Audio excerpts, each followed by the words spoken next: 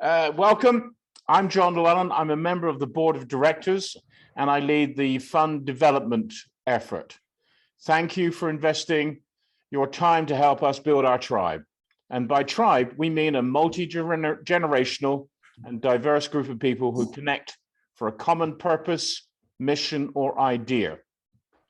We meet to inspire each other, celebrate our collective progress, and communicate opportunities, as well as providing ways to connect each person's strengths to change the current model of philanthropy. We believe our tribe is filled with people who want to leverage their treasure, talent, and time to support communities that thrive for all Idahoans. These pictures are highlights of our activities since our first tribe meeting in January. There are monthly coffee chats to connect and learn. Megan Hudson has offered us a psychogeometric assessments, and we got to hear about the Discovery Center's expansion project and to see their Exquisite Creatures exhibition. And we connected with key business women at the Idaho Women's Business Center's annual event. Idaho Partners for Good is the place for people of all ages, all backgrounds and expertise to do greater good together. And let's celebrate and learn together so we are equipped to recruit others to this movement. Our approach taps the collective wisdom of the tribe. So if you could open your chat and let's get everyone participating. Remember our definition of tribe, a multi-generational and diverse group of people who connect for a common mission, purpose, or idea. We seek to inspire each other, communicate regularly, and we leverage each person's superpowers to redesign the future of giving in Idaho. With that in mind, here's a question. How would you go about building our tribe?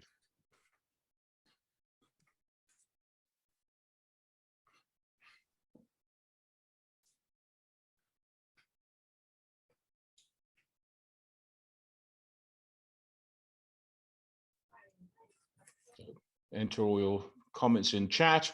I'm now going to introduce Mario Pyle, who is going to discuss building trust.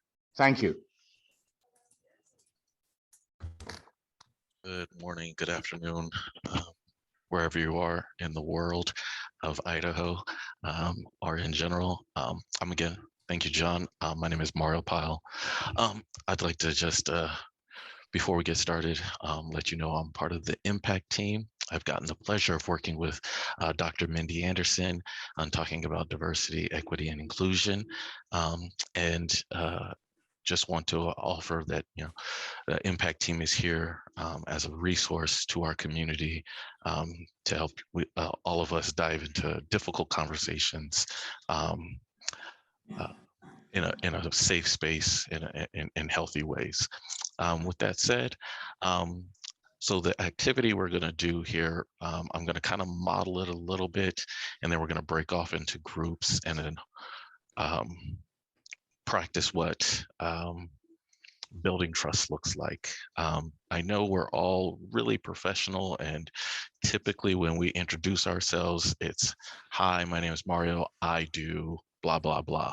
I serve on blah, blah, blah, whatever board or activity. We usually describe ourselves by where we work and what we do.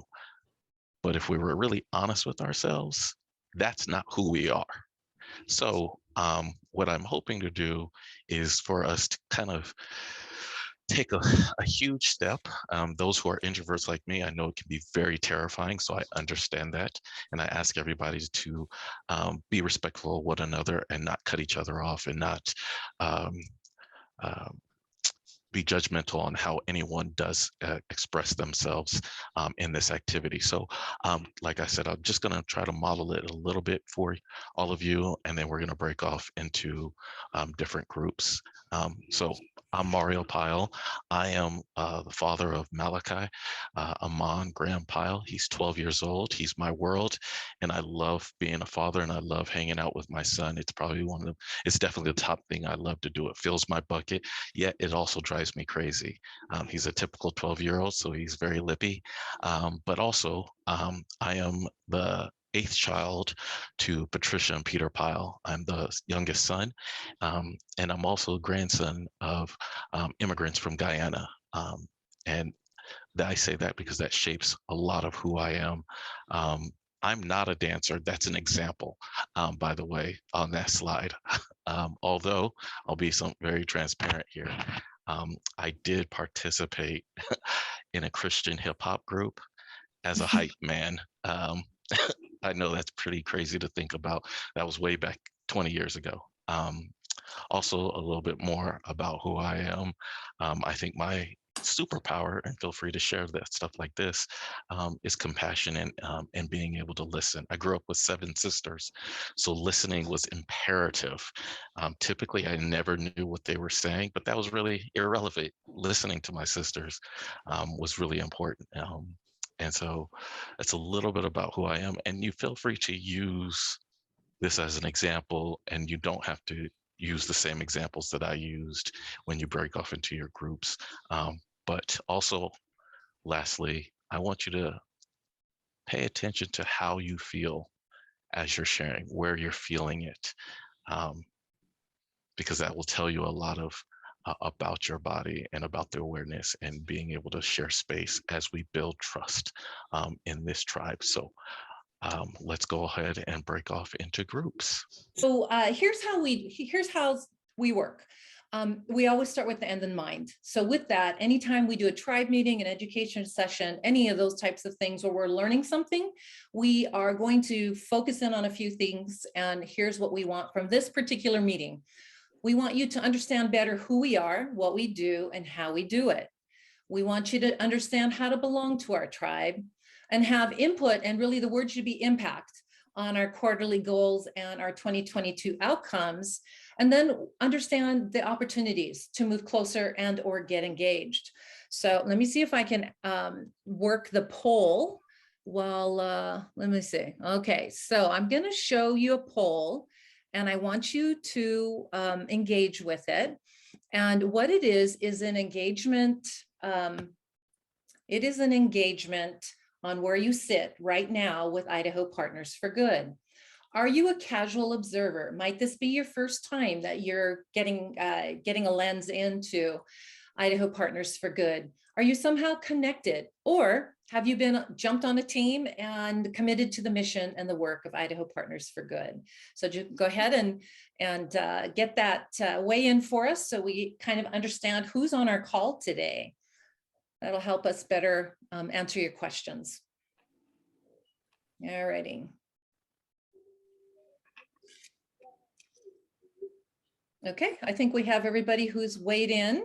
So who's taking a picture of this, Kai? Somebody? Okay, perfect. Are you done, Lorraine? Okay, all righty.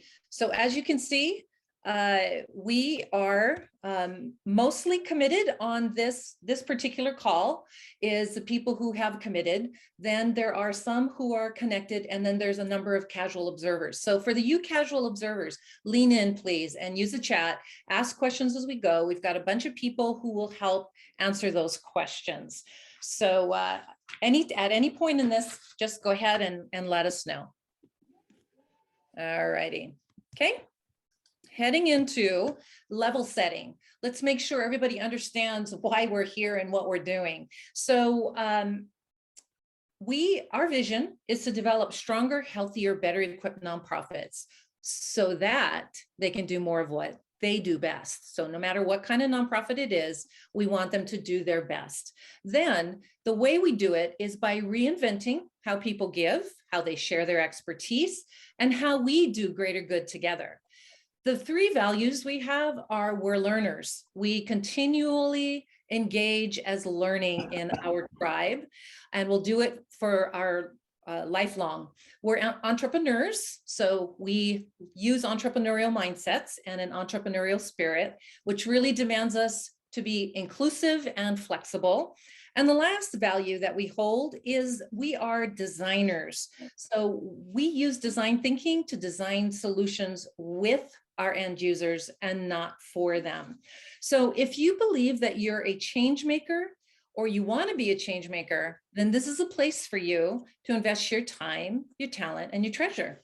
So if we want to live in a strong community, which if you're on this call, you believe in strong communities, then we need to support our nonprofit sector in a much more impactful way.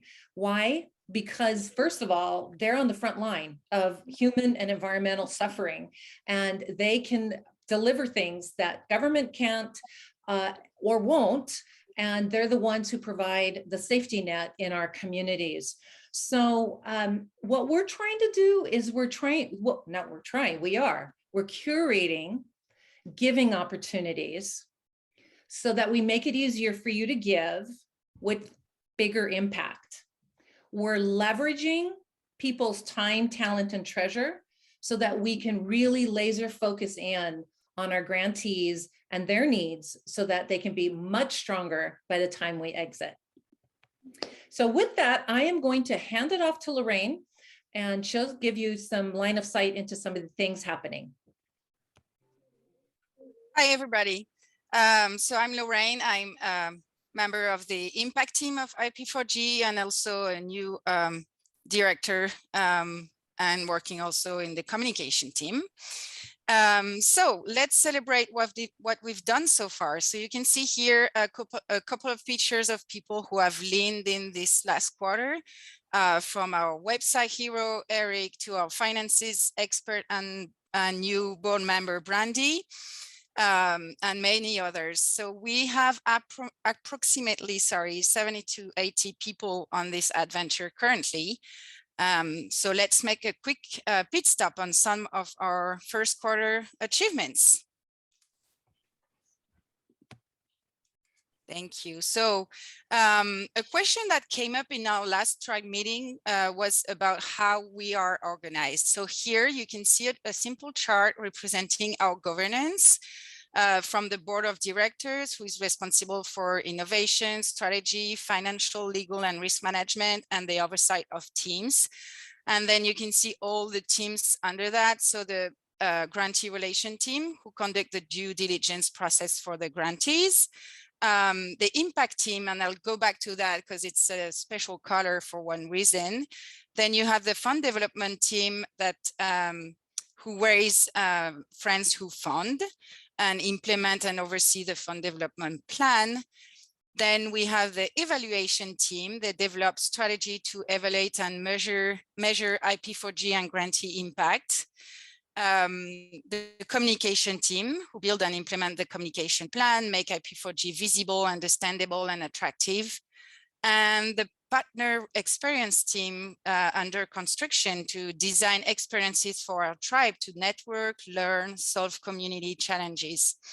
And below that, you can see two little boxes with our grantees, and then and our clients under the impact team. So you will notice this impact team in a different color.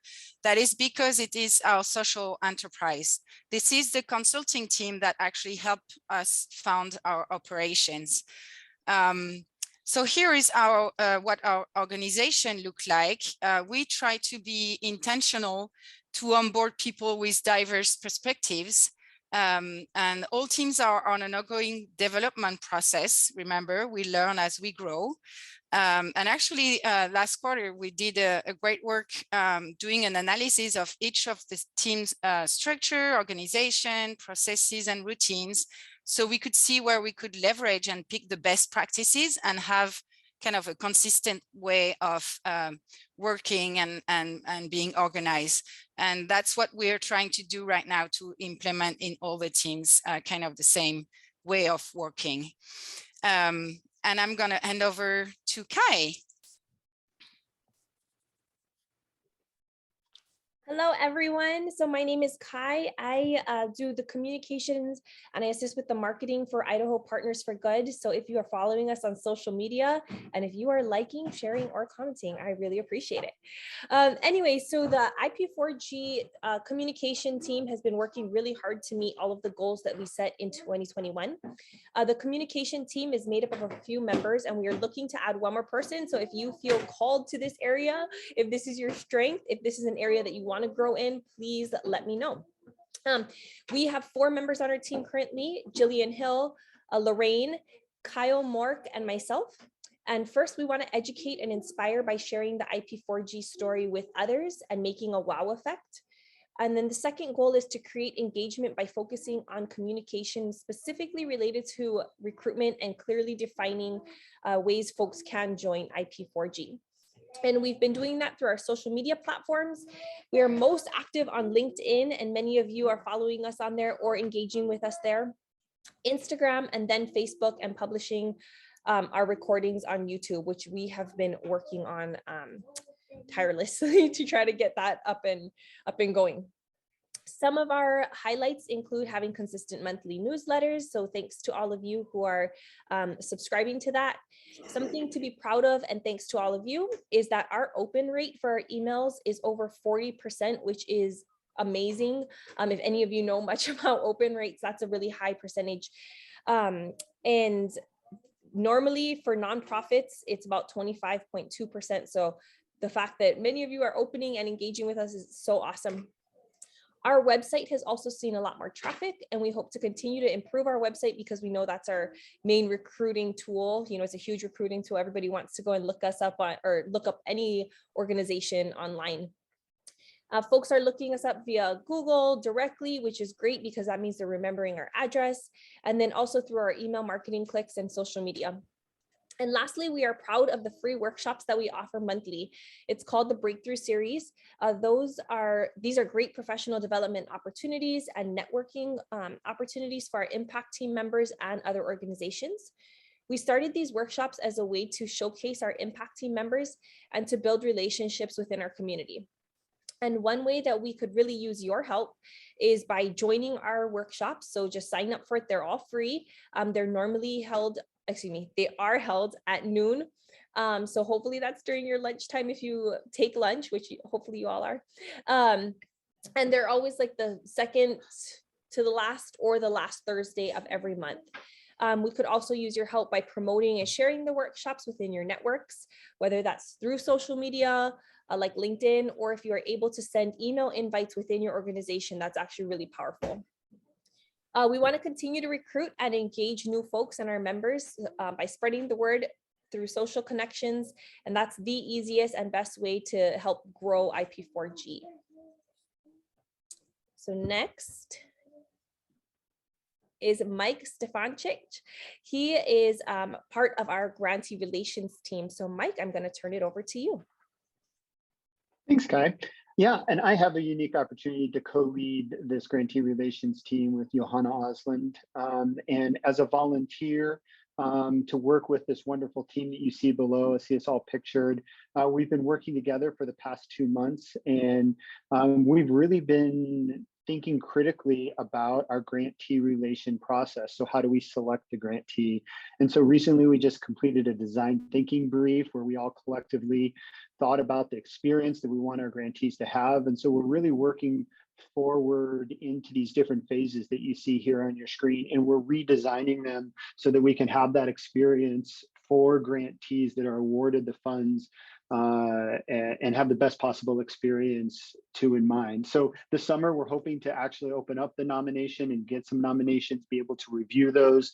And then phase 2, further on in the summer, really engaging the grantees with their documentation, where these areas of support and how we can increase their capacity. And then early fall, really diving in, really getting to know them and bringing them in and connecting with them so that we can truly increase their capacity with our consultant and impact team. And then finally here in this fall is really make this final recommendation and connection to have this next new grantee for this next cycle. And so we're really focused on not only successfully selecting this grantee, but also building the process so it can grow in the future and we can expand to other sectors in the region. And so making sure that we build this right. And as one of our great team members said, let's move slowly so then we can move fast later in this process. So we're really trying to get that established. So I'm just happy to be able to speak on behalf of our team and the great work that we've done already, and just looking forward to continuing the great work here over the summer and into the fall. And with that, I'm going to turn it over to Kimbra Shaw. Hey, Mike, before you do, I see a question in the chat that are the grantees that we choose usually from startup groups. Do you want to take that? They can be. We do have some criteria that we're working with right now, so I don't want to close the door on any nonprofit, so that they must have their 501c3 designation at the IRS level, and then there's some other criteria that we're still honing in on. So that's what I'll say at this point. All right, well, we look forward to the update at the next tribe meeting. That's awesome.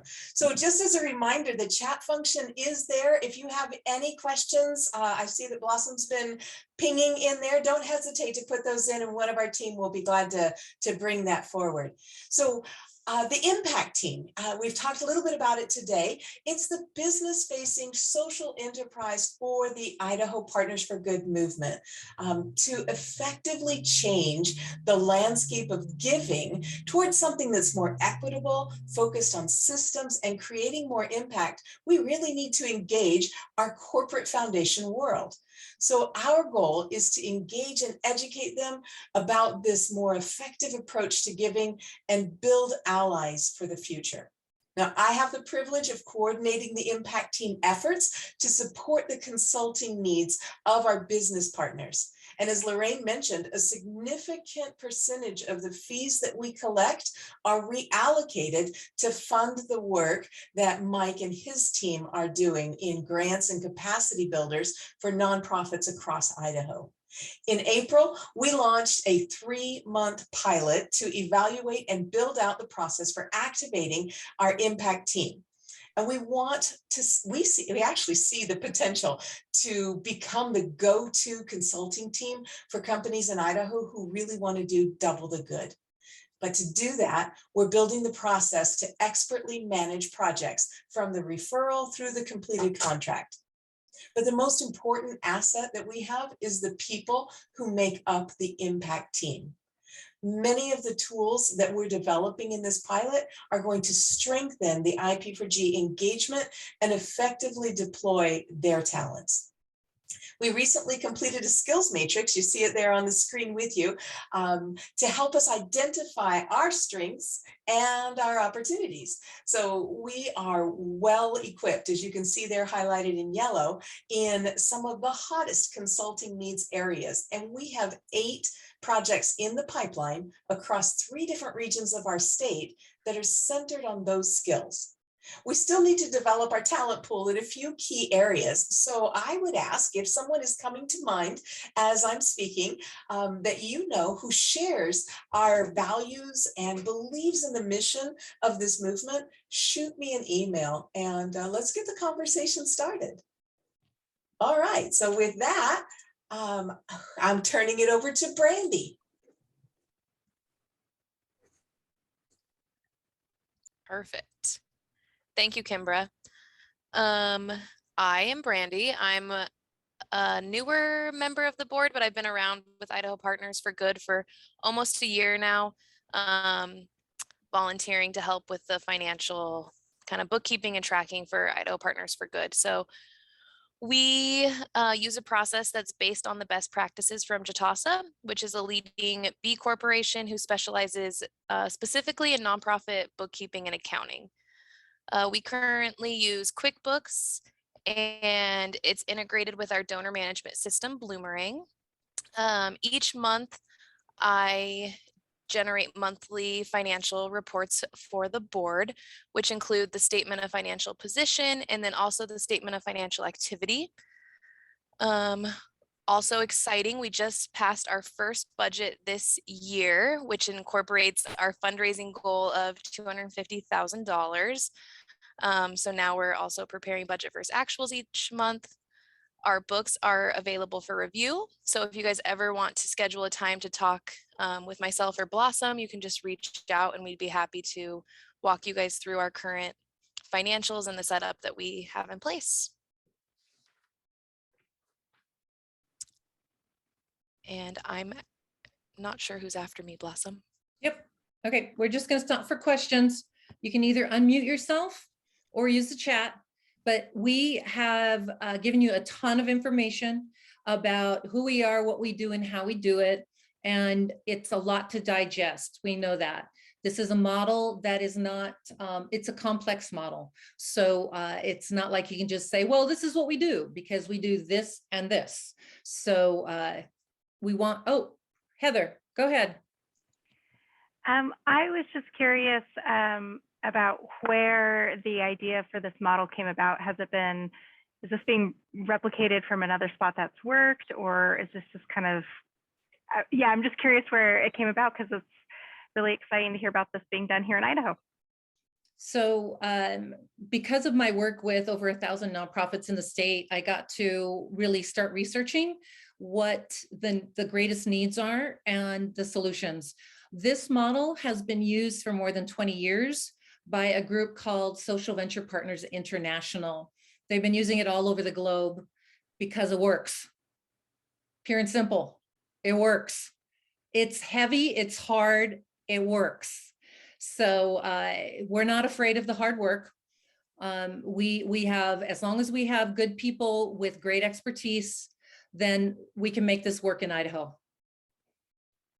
Thank you so much. Appreciate that. Yeah. Other questions? All right, then we're going to keep moving. Okay, so after highlighting a couple of achievements over the last quarter, let's focus now on our progress and challenges to come. We won't dive into it too much because we don't want to make you annoyed. It's kind of too deep if we go through the 5 outcomes, but feel free to reach out after the meeting to learn more. So about our outcomes. Each of these is vitally important to our success. So for those who are familiar with IP4G or who were in our previous tribe meeting, we shared those outcomes. So the first one is have a new grantee successfully begins the journey with IP4G. You heard from Mike a complete update on the grantee relation team. They're working really hard to kind of process all the selection process of the new grantee and kind of have it always have in the back of their head that it has to be scalable. And here we go to the outcome 3 because they're strongly tied. We try in every single team to have in the back of our minds that whatever process we build, we make it scalable so that we could be able to develop easily to a new region tomorrow. And you heard from Kimbra that we are already seeing clients coming for the impact team from other areas of Idaho. So here we go. We have to get ready for that organization to be scalable. Our outcome 2 is to raise 250K, and to make it simple, we are kind of at the end of Q1 and we are at 25% of our goal. So we can say we're just on track.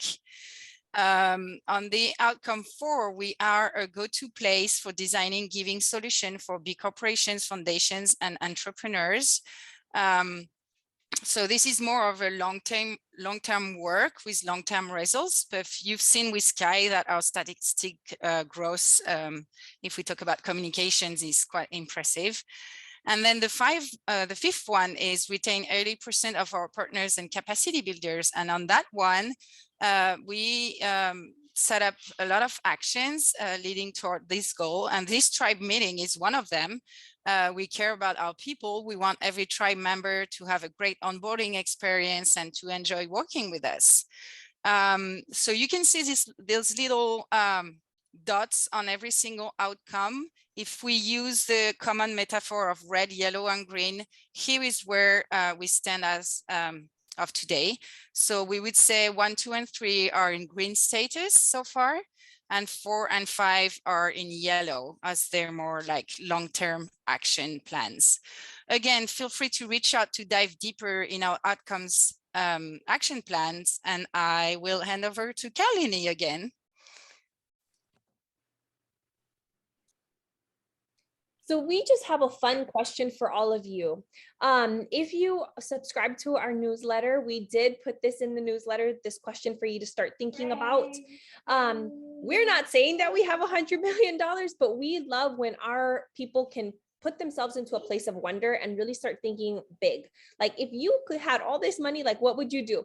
So we would love for you to put in the chat, if you were given $100 million to do the most good in and for Idaho, what would you put your hand to? And think big.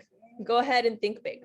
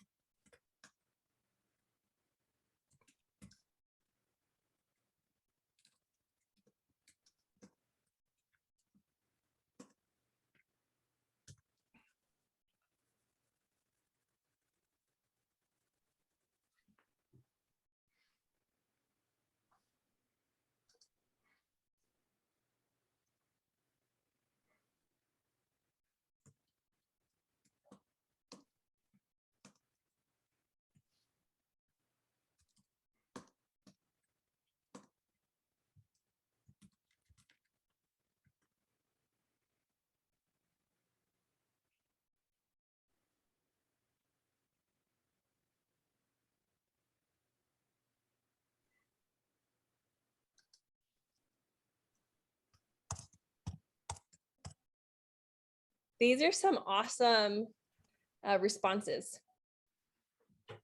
and all needs, all areas where we could definitely improve.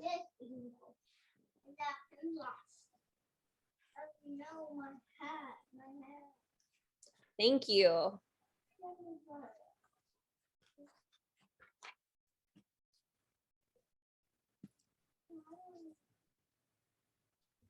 So at this time, if you have any questions, and continue to put down some of those ideas. Once again, Idaho Partners for Good, we don't like to just stick within the box like, oh, this is all we can do because this is the amount of money that our budget is or something. Like, even if it's big, like, we love to think big, we love to be innovative. And so we love seeing your folks' responses to that question. Thank you. At this time, if anybody has any more questions about Idaho Partners for Good, the things that you've heard, whether it's the achievements or progress and challenges, please feel free to drop those in the chat.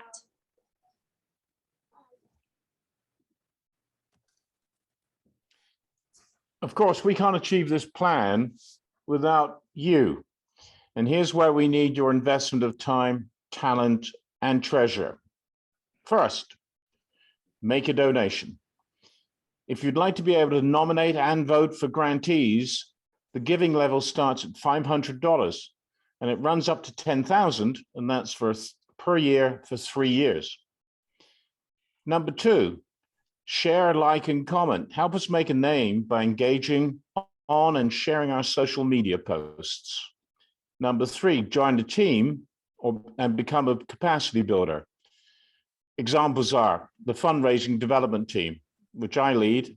We need support for our fundraising strategies. The evaluation team is led by Lance, and that helps to develop the tools to know whether what we're doing works. The grant relations team, which is led by Mike and Joanna, is working on the end-to-end process and tools for our next grantee. And we're also aiming, as you heard, to stand up a partner experience team in the next quarter to design in-person events, especially targeted at the younger generation. Number 4, you can help design our 2nd anniversary event, which takes place later this year. Kimbra, over to you. So you could also become an ambassador for Idaho Partners for Good within your community as part of that partner experience. Maybe in a group of friends or a place where you work, you could connect us to host a small meeting and introduce Idaho Partners for Good to your friends and colleagues. You can promote and attend the breakthrough series that Kai mentioned. They are phenomenal and they're free. A lot of the tools that we're putting out there are open sourced. And the next one is this Thursday at noon. So mark your calendars. It's going to be a good one. Of course, you can use my impact team consultants. I have to stop for a second. I couldn't help but notice in the comments, so many of your $100 million ideas were centered around housing. One of the things the impact team is working on right now is designing a design challenge for coming up with prototypes to help end homelessness, or at least prevent homelessness in a particular segment. And we're working with 3 or 4 of our community partners to do that. So stay tuned, we'll give you an update on that. But there's a lot of things Impact Team can do. Help us get listed on your corporate contributions program. Almost every company has one, and they may not know about us yet. So help us get the word out there. So John, I'll give it back to you.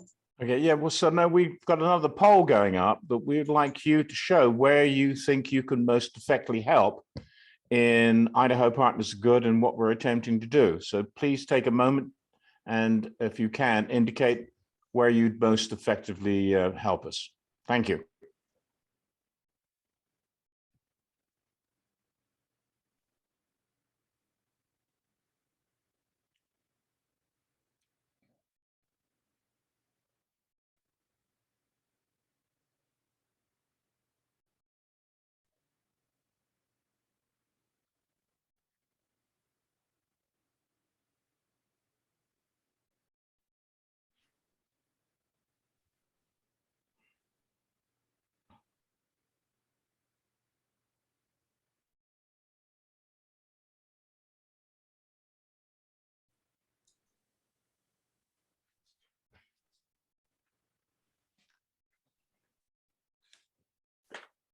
All right, has everyone had a chance to weigh in? It's still Right. moving, I think. All right, Julia says she can't see the poll.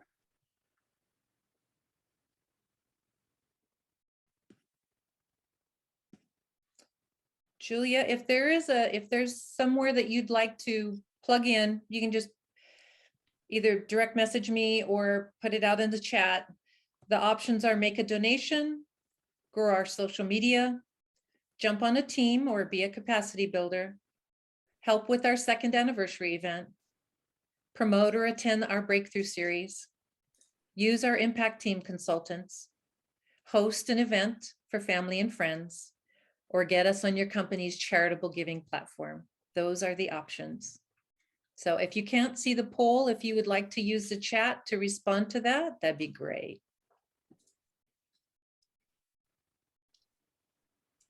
All right, Lorraine? Yeah. You got Yeah. it? I got it. Okay, great. I'm so proud of myself. Just gonna say that because like I'm running the slideshow and the poll. That's not my gig usually. So, all right. I just want to do a couple of shout outs this quarter. One is to Angela Thomas. Angela has been actively leaning in for over a year now. She's with Power Engineers and she's helped with our strategy and innovation. She's on our grant relations team and she's actually going to help us facilitate with our first board of directors retreat. And Angela is, she's a powerhouse and she shows up in ways that are very authentic and very powerful. So thank you, Angela. And the other person that I'd like to shout out to is Ryan Beamer. Ryan is our IT guru. He helped to secure our workspace because that was an issue and now it isn't. But Ryan, along with Eric Stevens, have really leaned in this past quarter to help us with our information technology and all of the things to help us keep operational in that area. So to the 2 of you and all the others that have been leaning in, thank you, thank you, thank you. We need people of all ages, all stages, all colors, everything. We need people who are or want to be change makers to lean in with their time, talent, and their treasure. Okay, so the feedback, I think you saw that one of our values is learning, continual learning. So you will get a survey in your email, but Lorraine's going to drop it in the chat if you want to click on that. Oh, she already did. And you can go directly to that survey. We will have this recorded, so watch for the recording. And if you have others that you'd like to share it with, feel free. You can either schedule time that I can walk them through it, or you can do it on your own because it's pretty self-explanatory. So we're in an early stage. We're not even 2 years old yet, but we've had some pretty significant successes so far. And we also have the data to prove it. So we're collecting data on pretty much everything we do. It doesn't matter, as I just said, we're going to survey you. So we're constantly trying to learn by doing and improve as we go. So there's a lot of research about this model. Heather asked the question earlier. If you want some of that research, I am so happy, and I would love to share it with you, because part of what we're trying to flip is the starvation cycle for the nonprofit sector, which essentially means that the way that we give now is often starving the very ones we're trying to help. So by using this model, we're flipping it so that we untie the hands of the nonprofit and we actually come alongside them. What that does is that guarantees return on investment. So I'm not saying don't use GuideStar or Charity Navigator. Those are good places, but you don't really know how a nonprofit is doing until you come alongside them. And that's what we're helping to do. We're going to curate those giving experiences with and for you. So here's how we're different. First of all, we use human-centered design so that we are designing for the needs of the end user and not because we think it's a good idea. We continually learn, so we stay at the cutting edge of our craft. We evaluate pretty much everything, so we've got compelling data and stories. And this is not a transactional model. This is a highly relational model. We get in the trenches and we go the distance with them. We know the research says 12 months with this model is not enough. So our model is 3 years. And we give a new infusion of grant money each year until we exit at year 3. By that time, they will be in a much better, sustainable, thriving position. So we invite you to come along for this critical transforming work. And with that, I'm gonna go ahead and end. We've got a few minutes ahead of time. Yes, but please help us to learn by taking the survey. And we want you to know that this is the story of us. I don't know if you guys watch This Is Us. I do. But this movement is the story of us. It's the story of people who believe that they can radically change and transform the ecosystem of philanthropy and the nonprofit sector. But the only way we do it is with the help of people who believe it can be done and are willing to get their hands dirty, roll up their sleeves, write checks, help to get all the different kinds of networking events that we need in order to get ourselves out there. So with that, I'm going to open it up for any last questions. And if anyone has a word of wisdom or just a shout out, I want you to unmute and go for it.